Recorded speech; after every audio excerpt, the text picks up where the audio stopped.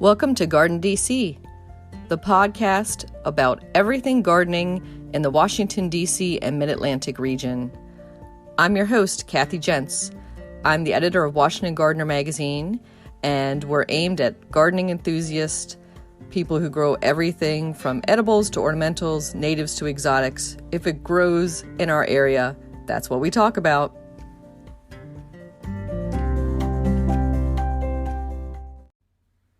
This is episode 101 of the GardenDC podcast. In this episode, we talk with Paul Tukey, Director of Environmental Stewardship at Glenstone Museum in Potomac, Maryland. You'll definitely want to listen to Paul as he talks about managing your lawn organically and shares his top tips for how to keep your lawn healthy without chemicals. Also in this episode is a plant profile on epimedium, and we share what's going on in the garden as well as some upcoming local gardening events. This episode of GardenDC, we're joined by Paul Tukey. He is the Director of Environmental Stewardship at Glenstone Museum in Potomac, Maryland. Welcome, Paul. Welcome you. It's so great to talk to you after all this time. Yeah, we've known each other in previous lives, which we'll get into in a minute. And then we'll get really into sustainable lawn care, organic lawn maintenance, and all of that good stuff for our listeners. The first thing we ask most of our guests is, were you born with a green thumb, Paul? Do you have chlorophyll in your veins?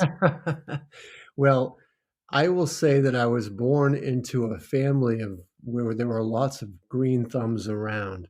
So I was actually raised on a dairy farm in Maine, and my grandmother grew all of the food for all the farm hands, the family, and the friends. And store-bought was a very scornful phrase around the dinner table at my grandfather's table. If my grandmother didn't make it, grow it, or bake it, he wouldn't eat it. And so that's the world that I grew up in. It was canned beans and canned peas and all that stuff. I just grew up not liking it. And in fact, to this day, I can't stand canned vegetables. It's got to be, I'll eat some frozen stuff, certainly, but the fresher, the better. And that's the ethos that I grew up with. Have I been successful as a gardener myself? Reasonably, but it's because I always attribute it to my grandmother and my grandfather, and then, of course, my mother later on. And all of these skills that were passed down through the generations is what I have benefited from and carried with me throughout my life. She must have been an incredible gardener, especially in that northern climate, to have food for everyone year round like that. Well, the other piece is that she saw the lawn as a buffet table. So you think of Bradford, Maine is where they were from. So that's northwest of Bangor, Maine, if you're looking at the map. You basically see Portland to the south and Bangor to the north, and then there's a bunch of small towns. And that's pretty much Maine. And she would go door to door to door on Reeves Road in Bradford, Maine at about the end of April or early May, trying to beat Mrs. Strout to the dandelions. And because by then the canning cupboard was bare, the freezer was empty, and she was just waiting with bated breath for the dandelion season. And you had to get out there and dig up the dandelions before they flowered. Mm-hmm. So they're emerging from the soil with the green leaves and the kind of sawtooth leaves, if you will. And she would dig those up and bring back bushels upon bushels upon bushels, and her fingers would be just black with soil. And she'd steam, she called it a mess of greens. And she'd steam them and force feed them to me. And I thought they were terrible. I thought they were bitter and I didn't like them very much. But she'd say, "They're good for what ails you, dear." And she'd just make me eat more and more and more. She doused hers with vinegar and I lathered mine with butter and made them palatable. And of course, now I love dandelion greens. But back in the day when I was a little boy, I didn't so much. But that's how we got by. A goal for her was to have her peas by the 4th of July. Occasionally, if it was an early enough season, she might get a couple of cucumbers by the 4th of July, some string beans. So you had to make it from basically April to early July, mid-July, for whatever was growing on the lawn or whatever she could harvest in the forest and by the brook. So we ate fiddlehead greens, which are ferns that hadn't uncoiled yet is what I should say. So those are the vegetables that we ate were all gathered from nature for about a 3-month window. And again, that's how I grew up in Maine on the farm. Wow. Well, it does certainly make me grateful for the Washington, D.C. shoulder seasons that we can have, greens almost year round. And, but yeah, that is definitely quite an accomplishment that she was doing. And so dandelions figured a little bit more in the start of your career, right? So then you started your own lawn service. Was that straight out of high school? Well, so I came from a family of workers. So when we moved off the farm I moved off the farm with my mother to the town of Falmouth, Maine, and I started mowing lawns for the neighbors when I was 10 or 11, 12 years old. And then I got a lawnmower and a pail of gas, a gas can, and my mother would bring me to this wealthy part of it. We call it the Falmouth Four Side. And so I would just pull my lawnmower with one hand behind me and have my gas can in the other hand. And I would go door to door and say, would you like me to mow your lawn? And I had 15 lawns that I mowed when I was 13 years old. And that's how this whole thing started. And that was big money, right? So you mow five lawns in an afternoon and you had $25 and back, we're going back into the very early 70s. And so that seemed like really big money. And I just loved it. And by the time I was a freshman in high school, I had probably 150 clients, and I had actually the other boys working with me. And so I was very industrious always, but I actually went to college for journalism, which is, of course, where our worlds intersected. Mm-hmm. And I started out in engineering. I told my grandmother on the farm that I was transferring out of engineering to journalism, and she was very distraught because she thought driving trains for a living was going to be a very good living, because that's what she thought an engineer was. Mm-hmm. And so I wind up in journalism as a newspaper reporter. And when I first got out of college, I was covering the Red Sox, Celtics, Patriots, Bruins. But unfortunately, 2 or 3 years into that, I was divorcing my first wife, if I'm being honest, and I needed a second income. And I thought, what do I know how to do?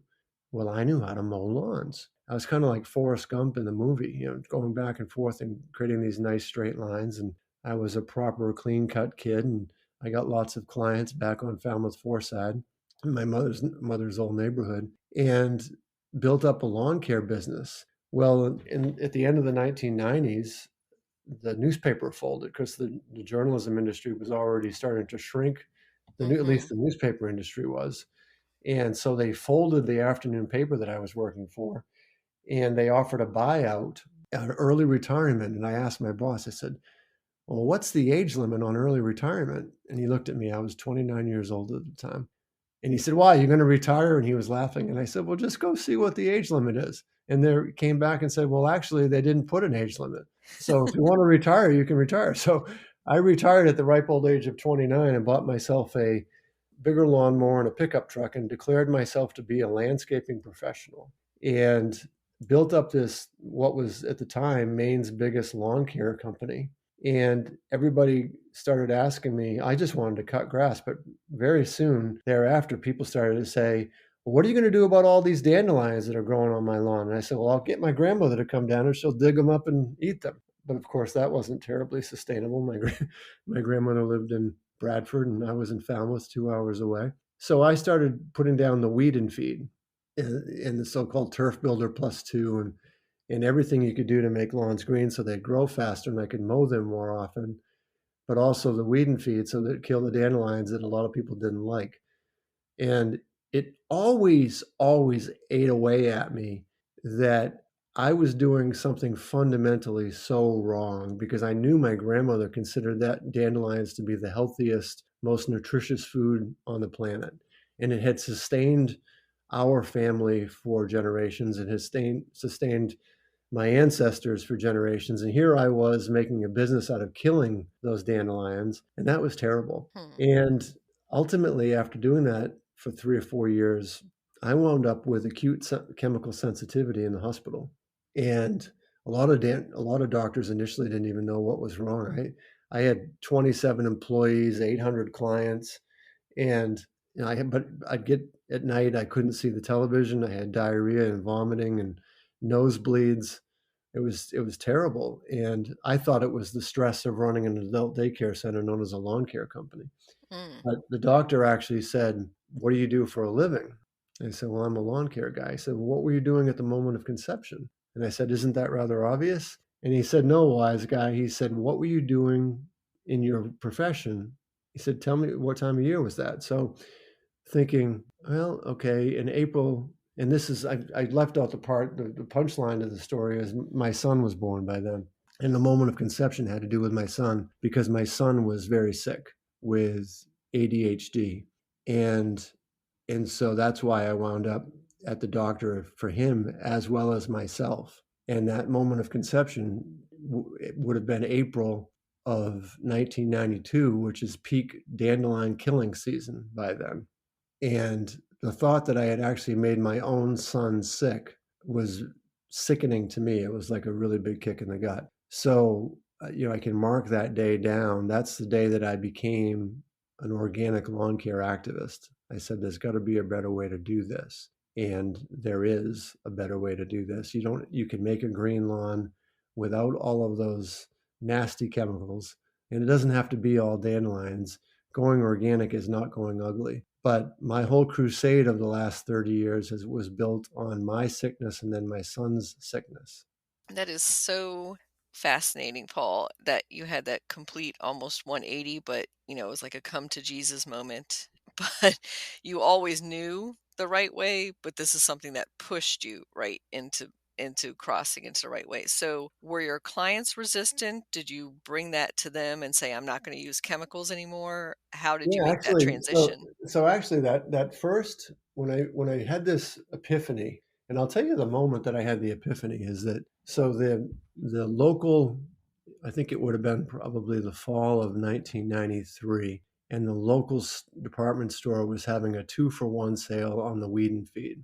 And I thought, well, geez, I'm going to go buy as much as I can possibly buy. If there's no limit, I'm going to buy it all and I'm going to store it over the winter and apply it in the spring. And I'll make a lot more money. That'll be a higher profit margin. So I go into the store and I'm walking down the pesticide aisle, and you can smell. You don't have to see. You don't even have to have eyesight to find your way to the pesticide aisle Mm-hmm. because you can smell the stuff 2 or 3 aisles away. You're getting close. It's a toxic metallic smell.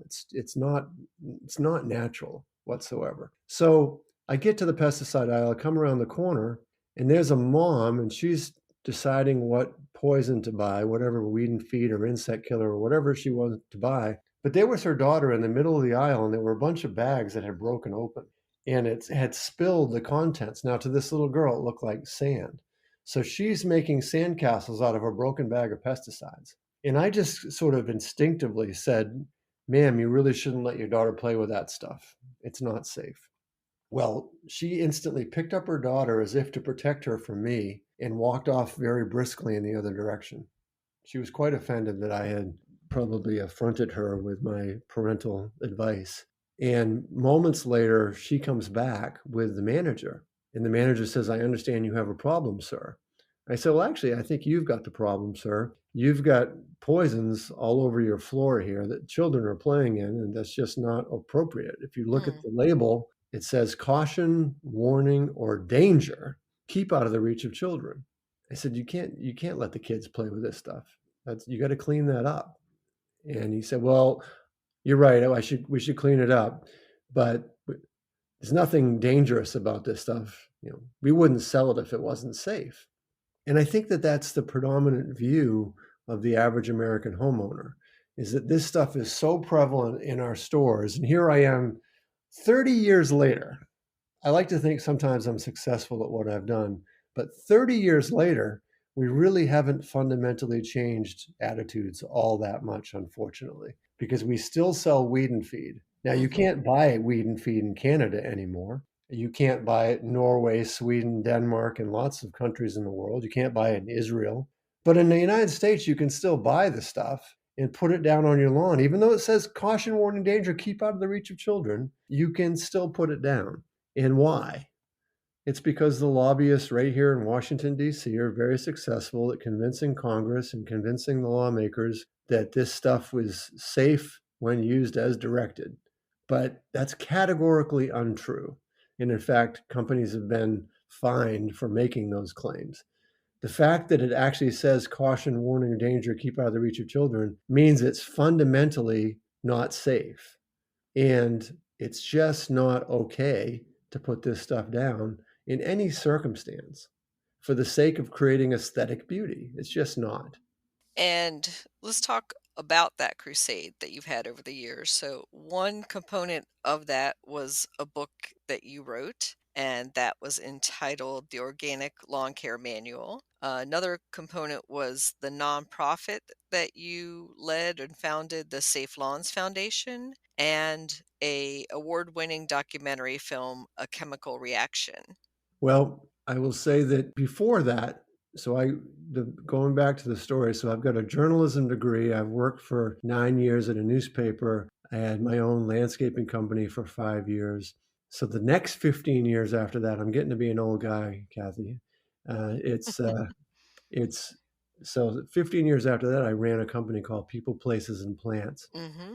And that was a gardening magazine based out of Maine that was regional. And we had a show for 4 years on HGTV with our friend Roger Swain. And that was great fun. We went all around the country, all around the United States and Canada, filming episodes and featuring people who gardened organically.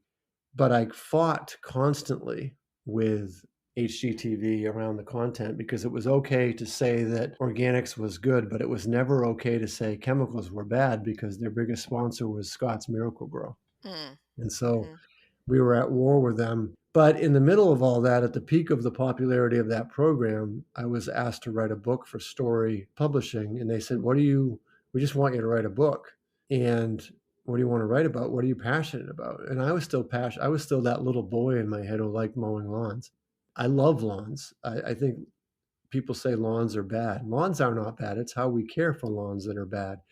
You can't play badminton in a meadow. You really can't. You can't play croquet in a meadow. So lawns serve a really super important function in American life, and nothing wrong with a lawn. So anyway, I write this book called The Organic Lawn Care Manual. It comes out in 2007, and damned if it isn't like crazy popular, like way more popular than I thought it was going to be. It was the best-selling lawn book in America for many years in a row. And I start getting phone calls from the media, and I start getting phone calls from universities. And then in 2010, I get a phone call from a place called Glenstone, which I'll talk about in a minute. In the meantime, I did a documentary film that you mentioned called The Chemical Reaction about the little town of Hudson, Quebec.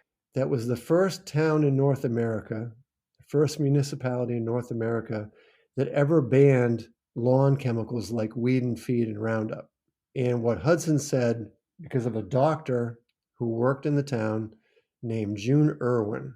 So June was in the spring, every year she was seeing rashes on a lot of children, a lot of people who worked in the lawn care industry. They'd come to her and they'd have rashes. And she couldn't really figure it out. She couldn't explain it. So she started taking blood samples. And she was finding a common denominator was 2,4-D. She was finding it in people's blood. And 2,4-D is the ingredient in weed and feed. It's related directly to Agent Orange, and it causes birth defects. It causes all kinds of problems. And so she concluded on her own that 2,4-D was dangerous. She called the federal government in Canada. They wouldn't take her phone calls. She called the regional government, which is the provincial government in Canada. They wouldn't take her calls. So she went to the local government in the town of Hudson. And she went to every single town meeting for 6 years. Every single town meeting, 72 consecutive town meetings with information about how bad weed and feed was for the health of humans and pets. And at the end of those 6 years, a new town manager, Michael Elliott, stood up and said, "What are we going to do about June Irwin? Because I think she's right." So when he said that, all the other councilors in the town voted, and they banned weed and feed and Roundup, weed killers, in the town. if they were going to be used for the sake of creating aesthetic beauty at a private residence. Now, the golf courses could still use it, and the farmers could still use the Roundup, but they didn't think homeowners should be using this stuff. So it passes the Hudson Town Council. The lawn care company, then known as Chemlawn, now known as True Green, but at the time it was known as Chemlawn. Chemlawn sued the town of Hudson, and they paid the $300 fine. They kept applying the poisons.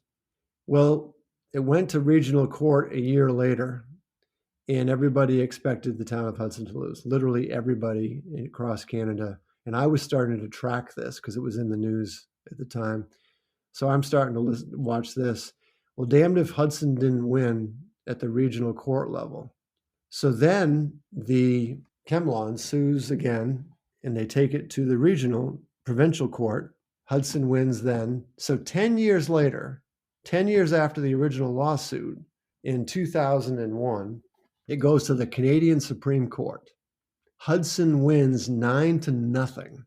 The Canadian Supreme Court ruled unanimously that Hudson had the right to ban these toxic chemicals based on the obvious evidence of their toxicity. And what's happened like wildfire since then, in the subsequent decade, is that in virtually all of Canada, you can't buy weed and feed and Roundup for personal use anymore. Now, the golf courses can still use it and the farmers can still use it. And that's another whole podcast. But the reality is, in Canada, the physicians have recognized how bad this stuff is. The Canadian Cancer Society, who I worked with a great deal, and all of this is documented in that movie, A Chemical Reaction. And I followed that movie around North America for many years. But ultimately, through all of that, I come back to this little museum, at the time, very little museum in Glenstone in Potomac, Maryland, called Glenstone in Potomac, Maryland. And I got a phone call and they said, would you come down here and show us how to do sustainable lawn care? I said, I'm really busy. I don't make house calls. And actually, on June the 23rd of 2010, literally the day before, I had shown the movie to the entire Canadian legislature. All of the elected officials across Canada came together in Ontario, and I showed the film that night. I got on a plane the next morning and came down to Glenstone, and I had no idea what Glenstone was. I'm not sure if your listeners know what Glenstone is or not, but I pulled in and I was blown away by the beauty of the place. But of course, they had 16 acres of lawn that was cared for with weed and feed and Roundup, and all the trees had this so-called integrated pest management program, which meant they preemptively sprayed insect killers and weed killers and all this stuff. And they wanted me to show them a different way of doing it because the co-founder of Glenstone, Emily Rails, was pregnant with her first child at that time. And she had intuitively concluded that when something says caution, warning, danger, keep out of the reach of children, she couldn't very well keep it out of the reach of her children if she was putting it on her front lawn.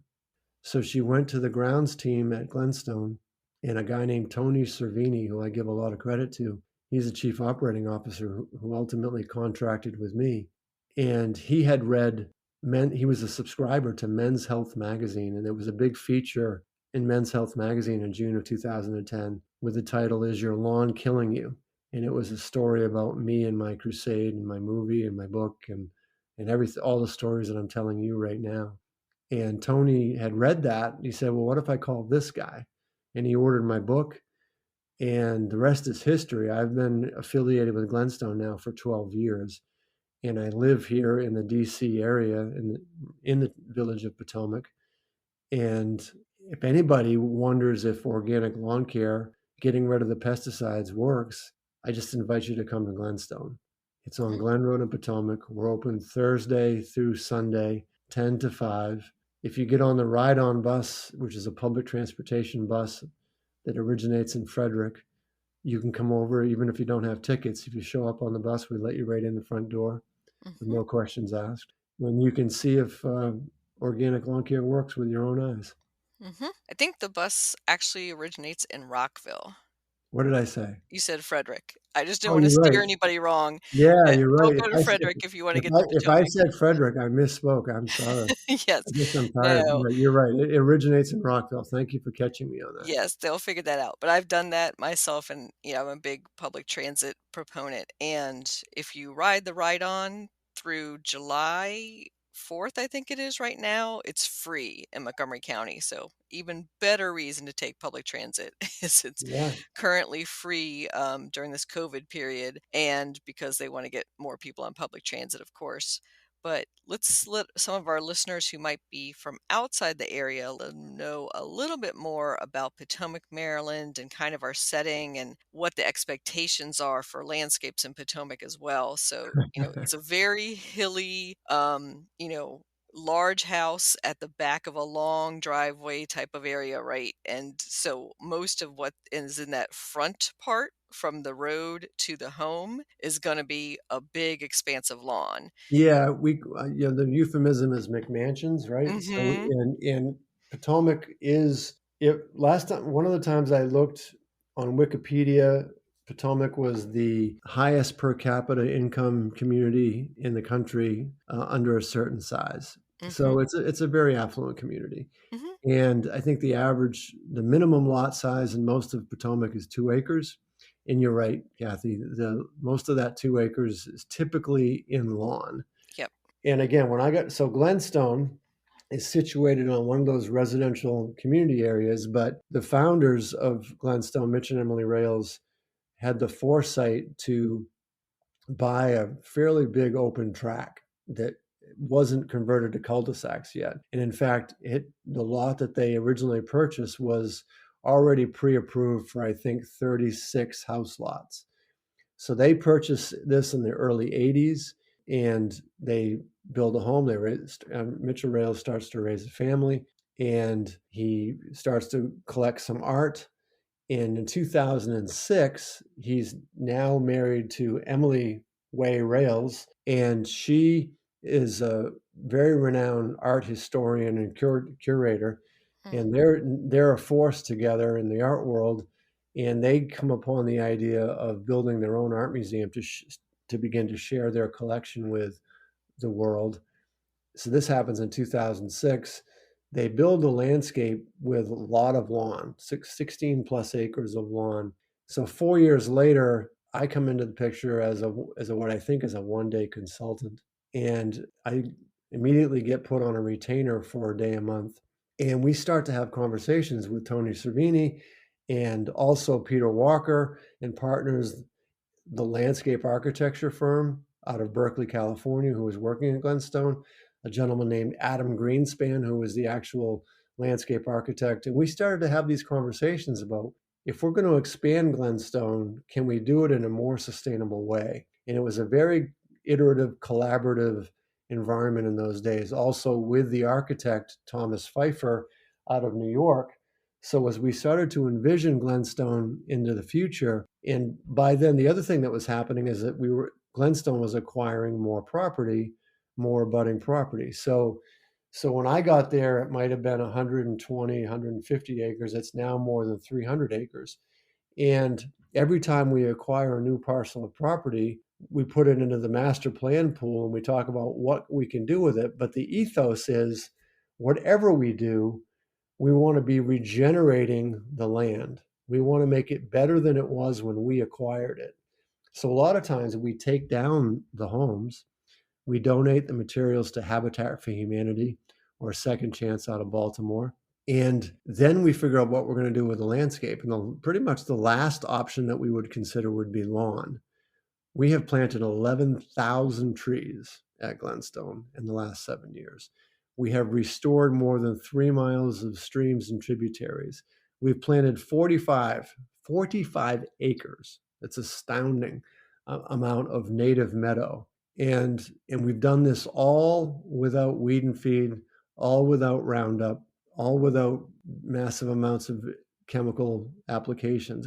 We do it all based on Mother Nature's own systems, the same systems that my grandmother used to use back on the farm in Maine, which she called the poop loop of life. And that's based on the reality that Everything eats, everything drinks, everything breathes, everything digests its food and then excretes its food, and that excrement is fertilizer. That's how trees grow taller year over year, because the leaves fall to the ground that were generated through photosynthesis. And if we don't maniacally rake up those leaves and put them in a plastic bag by the side of the road, those leaves stay on the ground and they biodegrade. But how do they biodegrade? Well, they biodegrade from the organisms that are in the soil. So they eat the leaves, they digest the leaves, they excrete the leaves, and through that mineralization process, fertilizer is created. So the basics of organic lawn care is to only apply materials that used to be alive, whether they were derived from animals or plants. In some cases, mined minerals like limestone. So that's the key here. What we're talking about at Glenstone or any place I've ever done this all over the country and in Canada is to focus on the soil as a collective amoeba, if you will, collective organism that is alive. Mm-hmm. You have to think of your soil as alive. Dirt is what collects on your shoes and you track into the house. Everything else is soil. In soil, the organisms in the soil has the exact same needs that we do as people to eat, breathe, drink, digest, and excrete. Now, if you compact that soil because you're walking all over it all the time, it's not going to eat and drink and breathe very efficiently because you're compacting it. So what I tell people is you want to increase the sponge factor of your soil. You want to have nice aerated, nice fluffy soil. Now it has to be firm enough to walk on. It has to be firm enough to run a lawnmower over it. But you don't want to compact it so much, because in a compacted soil is going to absolutely be a weed producing soil. And weeds and insects are nothing more than messengers sent to us by Mother Nature to tell us something about the soil. Mm-hmm. Yeah, absolutely. I would say they're opportunistic, and that's the avenue to be introduced into your landscape, is that hard, compacted soil, or, whatever other unhealthy condition you've created. That's where you're creating that inroad for those weeds or pests to come into your landscape. But I did want to roll back to one thing you said about defining organic, and I think that was really apt and easy explanation, is something currently living or that was once living. Mhm. So that makes a so much easier definition to relate to for people. So, because you always get into the, well, chemicals or, have carbon and that sort of thing. So, Right. it's really man-made chemical. Sometimes people will use that term to Mhm. say an inorganic or dead material. So I think that's a very apt description. Yeah, the thing that the term that gets tossed around is it's organic based. Mm-hmm. Anytime somebody's calling something organic based, folks, if you're listening, that's a massive red flag. Mm. Somebody's trying to greenwash you. If it's organic, it used to be alive. It came it came from an animal, it came from a plant or a mine mineral. That's it. That's it. That's the only definition of organic that we're talking about here. We're not talking about the chemical organic chemistry definition where anything with a carbon molecule, that's not what we're talking about. And so we're talking about animal manures, we're talking about fish waste, we're talking about ground up fish in some cases, we're talking about really anything that was derived from plants and animals. And that all of that stuff is going to be allowed in an organic system. And for those listeners not familiar with Glenstone, we should define it as basically an art museum with an extensive sculpture garden. Like the entire grounds, basically, right, are the settings for those Yeah. outdoor sculptures. And so that's why there's an expanse of, a lot of lawn around some of those, because it's either the artist who has decreed, it has to be in the setting of such and such amount of maybe turf grass or something not competing with the artwork, or it's because of the aesthetic, right? Yeah, I mean, so the mission statement of Glenstone is to demonstrate the seamless integration of art, architecture, and nature. And you're right, the ethos is that with everything being integrated, no one of those three, art, architecture, and nature, should overwhelm the other. And I think we've done that pretty successfully, and you'll see examples of it just as soon as you pull into the grounds. And really, the parking groves where you put your car is In fact, I gave a tour today and someone says, well, that's art right there. And and then you come to the architecture of the arrival hall and certainly the arrival of the pavilion. So Glenstone it's on about 300 acres now. We have two different gallery buildings. One is called the Gallery. That's the original Glenstone Museum building, which we now call the Gallery. And we have another one, which is 7 times the size of that one, called the Pavilions. And it really features a who's who of the modern art world, modern being defined as post World War II. And if you're an art aficionado who's into modern art, Glenstone is absolutely a must see location. The architecture is breathtaking to me. I never ever get tired of photographing it. I have the privilege of doing so almost every day. The first building was designed by Charles Gwathmey back in the early 2000s. So it opened in 2006. So he would have been designing in 2003, 2004, 2005. And then Thomas Pfeiffer was brought in after Mr. Gwathmey's death. Tom Pfeiffer wins an international competition to design the expanded Glenstone. And the expansion brought us a cafe, an arrival hall, and the pavilions. And then we have since converted a pool house, which was the founder's pool house. That is now a patio, what we call the patio, which is another dining area. It's actually my favorite place to have lunch anywhere in the DC area. It's just so bucolic, so quiet. It's all organic. There's trees and grass and birds and butterflies. And I'm so proud too. One of the things that we started doing a couple of years ago, Kathy, I don't even know if you know about this, is we started quantifying all of the species, whether they be plants, animals, insects. We're literally counting everything that grows here and where it's growing so we can make that relationship between what we grow, what seeds we plant, what species we choose, and then what insects live here and what birds live here, because that whole ecosystem is so important. If you're going to regenerate and restore, you need to have data to prove that you're headed in the right direction. Mm. We actually work with the Maryland Department of Inland Fisheries and Wildlife, that is, and Natural Resources, to count all of the fish in our streams and all the aquatic invertebrates. And then we have a wonderful gentleman named Mike Bowen who comes in. He's identified 100, and he told me last night, I think it's 134 different bird species at Glenstone. So it's really extraordinary what happens. It's the build it and they will come phenomenon, except in this case, we're talking about nature.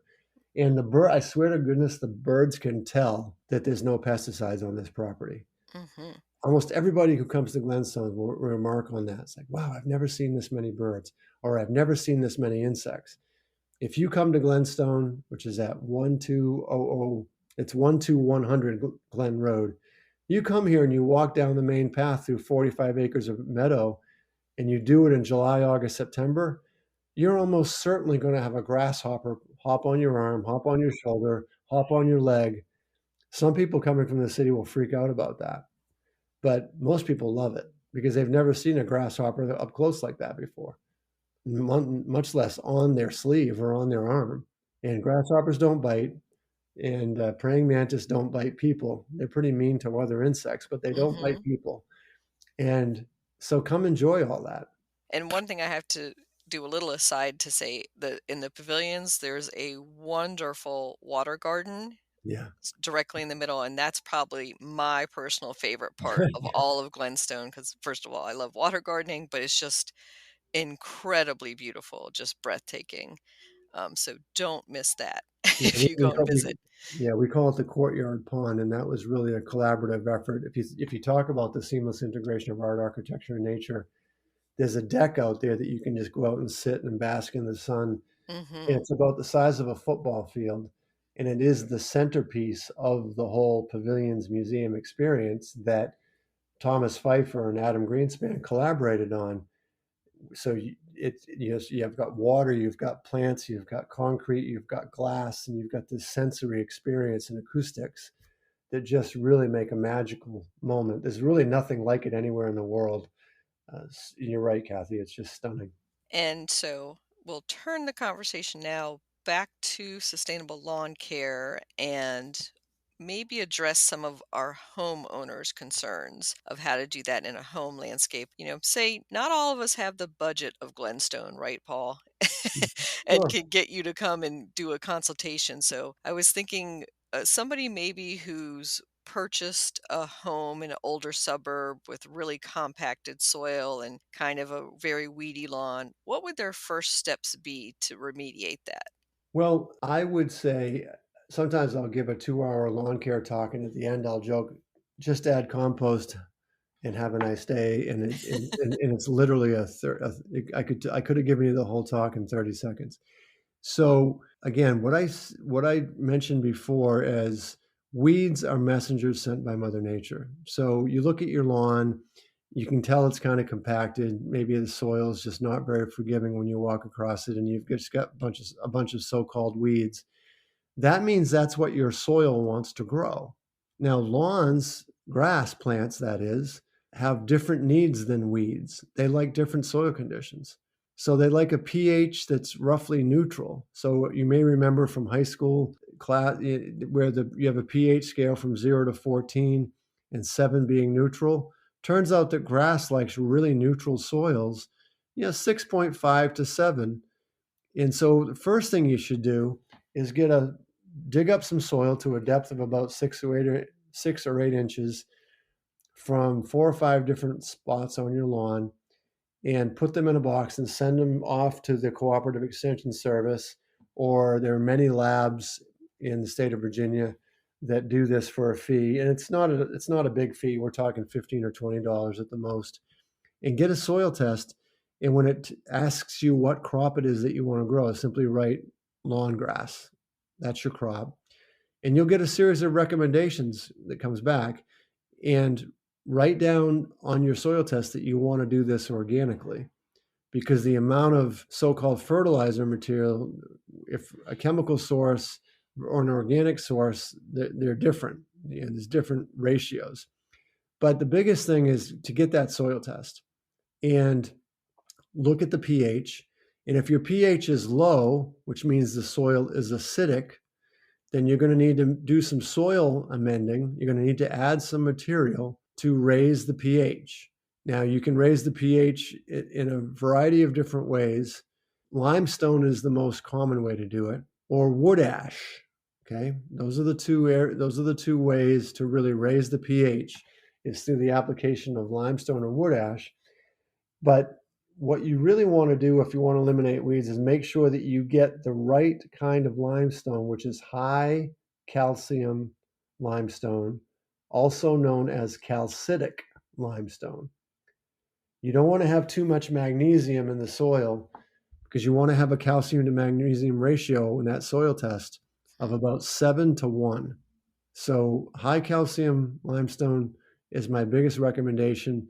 Most of the soils that I've seen in this county, in this region, are acidic. Now, if you do have, and there are pockets where the soil is not acidic, where the pH might be 7.5. I've seen it as high as 8.2. That means it's an alkaline soil. Now, you still can have the wrong calcium to magnesium ratio. So if you need to raise the calcium level of an alkaline soil, I got to make sure I'm speaking clearly here. You've got a pH of, say, 7.5 or 8 in alkaline soil. On that soil, you want to add gypsum. Okay, instead of calcium, you want to add gypsum. I hope I've made that clear. Those two distinctions. So get that pH as close to neutral as you can. What else can you do? Big recommendation that I made when I first came down here at Glenstone, and to anybody else who's listening, including the University of Maryland, who I did a research project with. I said, you want to mow the lawn no lower than 4 inches. 4 inches. For most lawnmowers, that's going to be the highest setting of the mower blade, or the highest setting of the wheels. And that's a lot higher than some people are used to doing it. People are used to looking at golf courses and thinking that's beautiful, and they want to emulate that. So they mow the lawn pretty low. And that's absolutely the worst thing you can do. It's the worst thing you can do if you don't want to have weeds and you don't want to be a slave to watering. So tall grass plants shade the surface of the soil And that gives you two benefits. Number one, shading the surface of the soil means the soil doesn't dry out as quickly. Number two, shading the surface of the soil with tall grass plants keeps the weed seeds from germinating. Because weed seeds, I'm talking like crabgrass, for example, that needs light. It needs light to germinate. So if you go out there this spring and you mow your lawn down to 2 inches and you rake the heck out of it, you scratch that soil, all you've done is created an ideal environment to germinate weeds. That's absolutely not what you want to do. You want to keep your lawn at 4 inches. And if you have leaves on the lawn that you want to get rid of them, just kind of sweep them off lightly with the rake, but don't grind that rake into the soil. The only time you would do that is if you wanted to overseed, which is also a really important part of an organic lawn care program. Instead of putting down weed and feed in the spring and the fall, overseed with fresh grass seed, because the young, aggressively growing grass plants will outcompete the weeds and displace the weeds. So those are real basic things right there, even if you don't have a big budget. I like to say, and this is the truth, the founders at Glenstone wouldn't have done certain things here if there wasn't a really good economic reason to do so. Going organic is less expensive. It's counterintuitive for a lot of people, but the reality is it's less expensive because we're not mowing as often, we're not watering as often, we're not putting expensive inputs down. Now, if you've got a lawn that doesn't have much organic matter, so when you get that soil test I told you to go get, another key component in addition to the pH is the amount of organic matter in the soil. The organic matter should be at least 5%, and on the top range it should be 8%. So you want it between 5 and 8% of organic matter. If you get our first soil test at Glenstone, the organic matter was 1.6%, way, way too low to have success. So what we did is we started adding compost in the spring and the fall. We top dress a 1/4-inch layer across the whole lawn. That is expensive. That can be prohibitive for a lot of homeowners to do their whole lawn. So what I say is pick the area of the lawn that you want to look really nice and top dress that with compost. If you do that in the spring, do that in the fall, do it a couple of years, I guarantee you, absolutely guaranteed, that you'll have a better, lush, healthier looking grass, greener grass. And the benefit of putting down that compost is that it becomes part of the soil forever. You put down a synthetic chemical product like a Turf Builder Plus 2, all it's going to do is it's going to make the grass greener for the short term. 2/3 of the product is going to leach off or volatilize. It's going to go away. And you're going to have to reapply it every year. So your lawn effectively becomes a junkie. When you put down compost, you're increasing nature's own poop loop of life that my grandmother used to call it. You're increasing the soil's own ability to sustain itself. And you will reach a threshold like we have at Glenstone where we don't apply compost anymore because we don't have to. Our organic matter is right where it needs to be. Yeah, and so much of that is just, saving that backbreaking labor. You don't have to do all those mowings, you don't have to do the Right. chemicals. And if you were hiring a service to maintain your lawn, what would you look for in them? Well, I look for somebody who understands organics, understands these definitions, somebody who doesn't try to fast talk you and tell you that they're going to transition you over 3 years. Homeowners, I see their eyes roll back in their head saying, hell, I don't even know if I'm going to live that long, or I don't know if I'm going to own my house that long. At Glenstone, we literally went cold turkey. They call it cold turkey on one day. and we just stopped. We just stopped using all that stuff. They got rid of all of it. And so now the transition is great.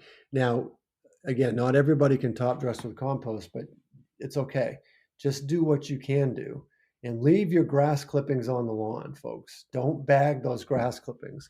Those grass clippings are full of really great nutrients. So every time you cut your lawn, you're basically feeding your lawn by leaving the grass clippings right where they are. And Ohio State did a study about a decade ago, maybe more than that now, probably 15 years ago, that shows that you get 50% of your lawn nutrients for the year for free just by leaving the clippings right there. They biodegrade very quickly. They're about 96% water. So that other 4% of raw material is food. It's free fertilizer for the soil organisms. So the organisms are going to eat that dead grass, they're going to digest it, and they're going to excrete it, and it's going to be fertilizer so that the lawn can keep growing. So you get 50% by leaving your grass clippings down, and then the other piece is let clover grow. In this country, clover was included in almost all grass seed mixes until about 1975. And why is that? I know you know the answer, Kathy. Clover is a legume. It has the ability to fix atmospheric nitrogen. The word fix means clover has the ability to grab atmospheric nitrogen. And the air that we breathe is 78% nitrogen, but most plants can't get to it. But clover can. So clover grabs the nitrogen out of the atmosphere, stores it in its roots in little pink nodules. Those nodules break off, and clover feeds the soil. So if you have about 5% clover in your lawn and you're leaving your grass clippings, it turns out you don't have to buy much fertilizer at all to have a green lawn. Now, the lawn care industry, the lawn chemical industry, doesn't want you to know that because they want to sell you fertilizer. They want to sell you products. So they hate it when I say that stuff out loud. But if you simply leave your grass clippings there and and let some clover grow, you might have to apply fertilizer once a year. That's it. 1 pound of nitrogen per 1,000 square feet would be all you would need. Mm-hmm. And of course, clover has a side benefit of pollinators. Yeah. And of course, I like the look of, of a clover lawn. There's nothing wrong with the look. But of course, the other reason they don't want you to grow it is if you were putting a broad spectrum pesticide, it's going to impact that clover. Oh, of course. Absolutely. And even the guy, his name is R. Milton Carleton, and he wrote the book about, he's the guy who created 2,4-D, and he wrote a book in 1957 called, the title was A New Way to Kill Weeds. And he was very, very proud of his new weed and feed product. Except even the guy who created 2,4-D and created weed and feed and the main tool of the modern lawn care industry, he actually apologized for the fact that his product killed clover.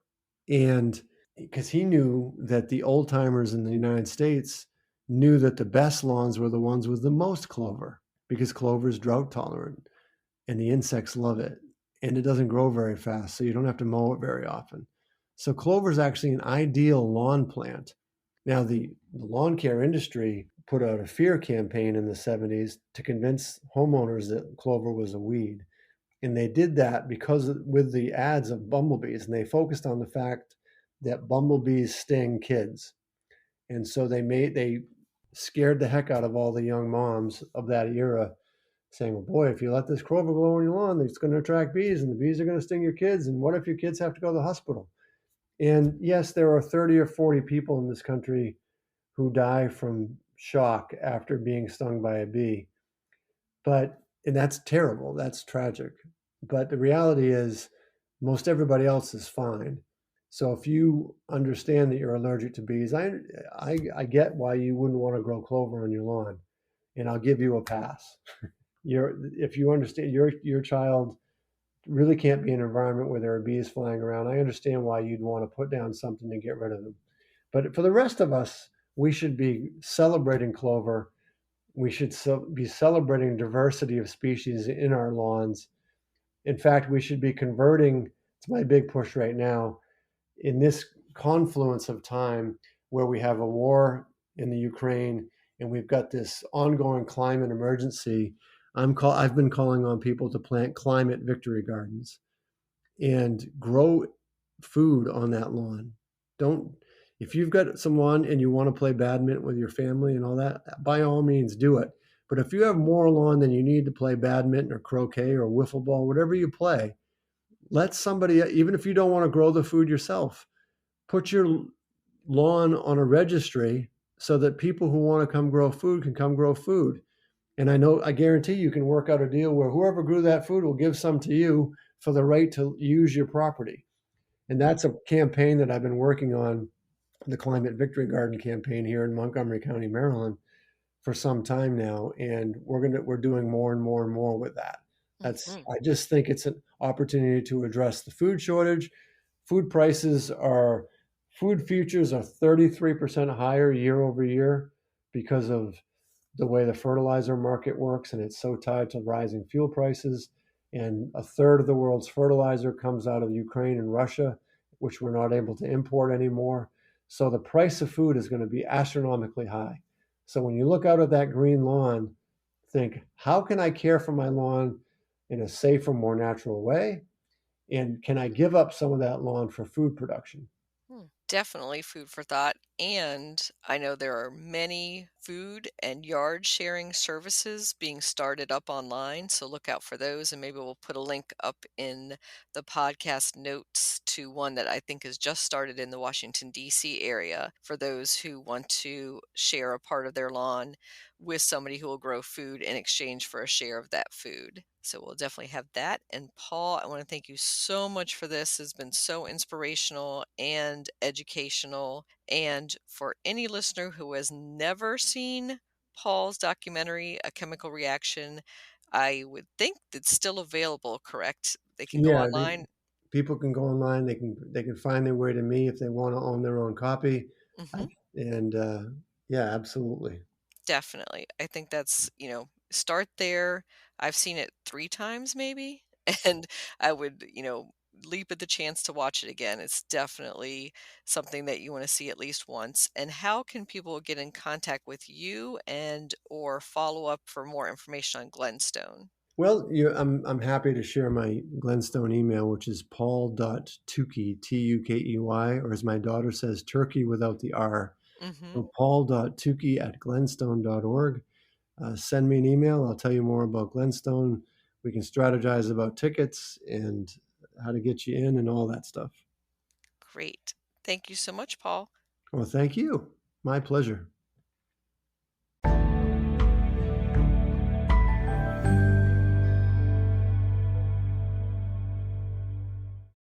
Barrenwort plant profile. Barrenworts, epimedium species, are also known as bishop's hat and fairy wings. These tough perennial plants are natives of China and Japan. This charming plant has become a favorite of plant collectors, and once you add it to your garden, I bet you can't stop at just one. They typically grow about a foot tall and have delicate-looking, elongated leaves on wiry, branching stems. The foliage is often evergreen. On the deciduous varieties, the old leaves should be cut back to make way for the new growth in spring. The new leaves often have a red tinge to them as they emerge, and can age in autumn to a lovely rusty tone. The small flowers hover over the plants in loose sprays from early to mid-spring. The blooms of different cultivars are various shades of white, lilac, pink, mauve, and yellow. In some varieties, either the petals or sepals may be enlarged or have an arching form, which looks like a spur or a wing. They make a great ground cover, especially in dry shade conditions. They also make excellent rock garden plants. Epimediums need little care. The plants can be divided in either the spring or fall, though fall is best. Slugs can be a problem. If they are, just spread some diatomaceous earth around the base of the plants. Sulphurium is the most commonly available cultivar, but good garden centers will carry other wonderful selections, including Amber Queen, Dark Beauty, and Pink Elf or Pink Champagne. Epimedium, you can grow that.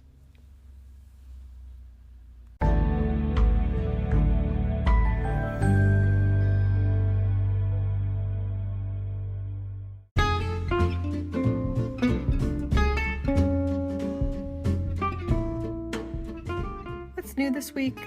Well, my pink lily of the valley are blooming away, and that means it's time for me to dig up a few and pot them up for the upcoming local Silver Spring Garden Club Garden Mart that takes place on Brookside Gardens the Saturday before Mother's Day every year, and this year that would be May 7th. So if you're looking for pink lily of the valley, stop by and come early because they sell out quickly.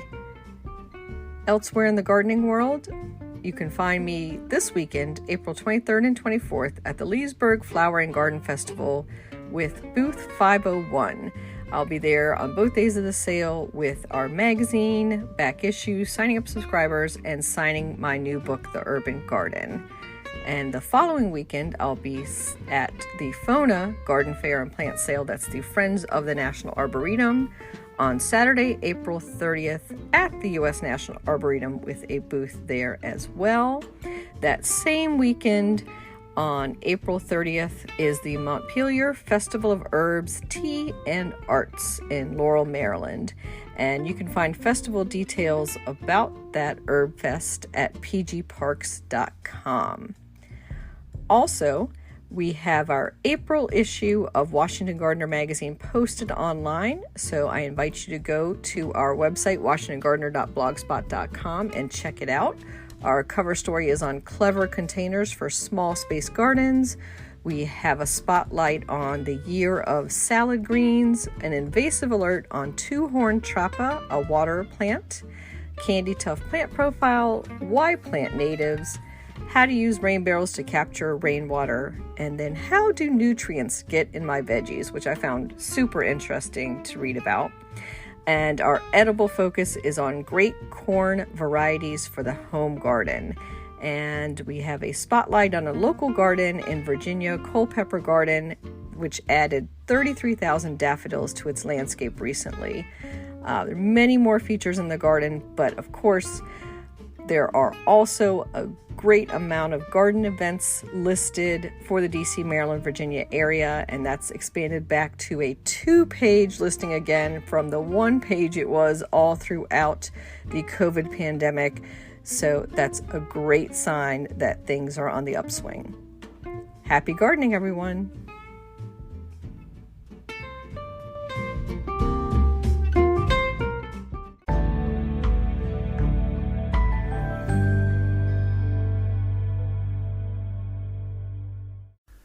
In the new book, The Urban Garden by Kathy Jentz and Terry Spite, you'll find dozens of inspiring and creative ways to grow flowers, shrubs, vegetables, herbs, and other plants in small spaces and with a limited budget. Whether you want to grow on a balcony, rooftop, front stoop, or a tiny urban patio, turn your growing dreams into reality and build a gorgeous and unique garden that showcases your personal style while still being functional and productive. With the ingenious ideas and resourceful tactics found here, you'll be maximizing yields and beauty from every square inch of your space, while also making a lush outdoor living area you'll crave spending time in. The Urban Garden, 101 Ways to Grow Food and Beauty in the City, comes out this spring. You can pre-order it now at Amazon.com and bookshop.org.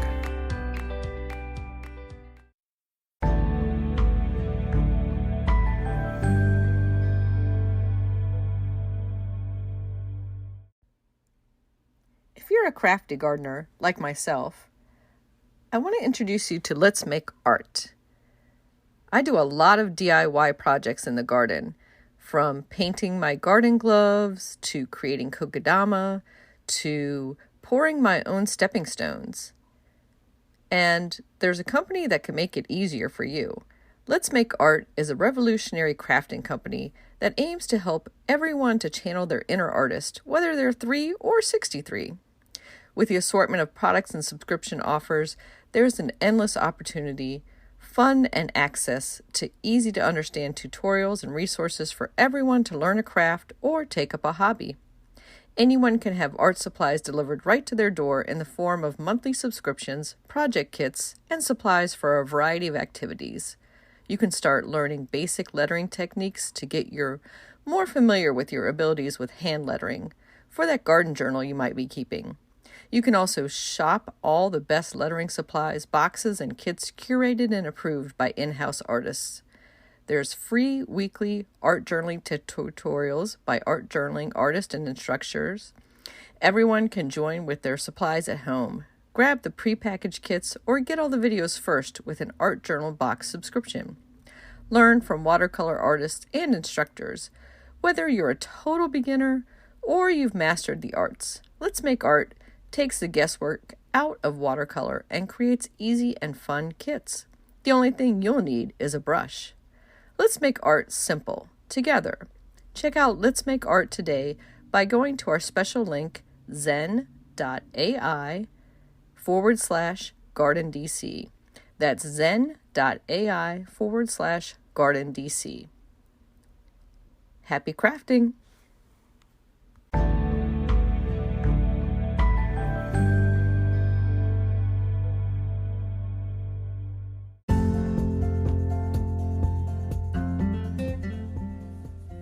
Thank you for listening to GardenDC.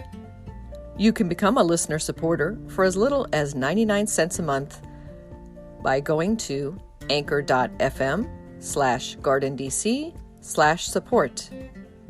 Another way to support this podcast is to subscribe to our monthly digital publication, Washington Gardener Magazine. To do so, go to WashingtonGardener.com. Thank you.